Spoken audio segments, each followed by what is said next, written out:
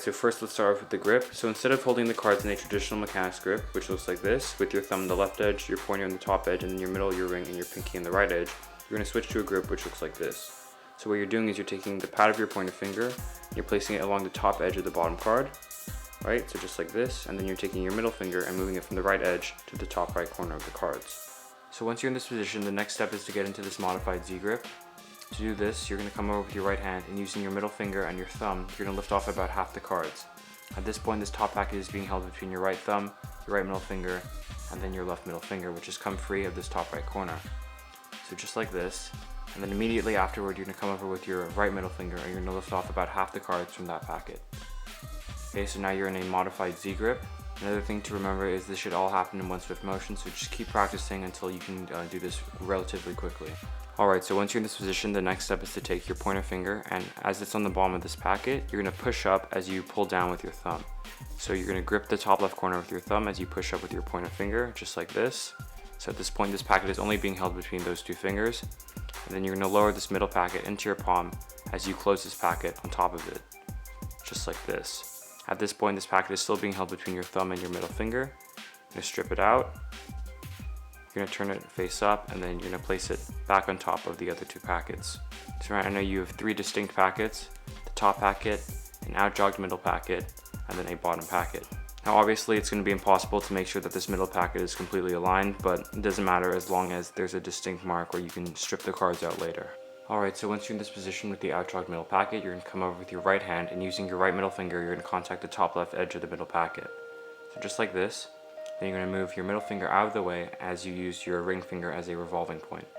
So you're going to strip the packet out by pushing as the cards are being revolved around your ring finger. And once you reach this point, so the packets are almost at a 90-degree angle, you're going to come over with your right hand and strip this packet out, holding the cards like this. So your middle, your ring, and your pinky are on the left edge with your thumb gripping the cards in the top right corner and your pointer finger curled on the back. Once you're in this position, you're going to come over and you're going to release with your thumb as you push with your pointer finger and roll them onto this packet right here. Then you're going to catch the cards with your left thumb.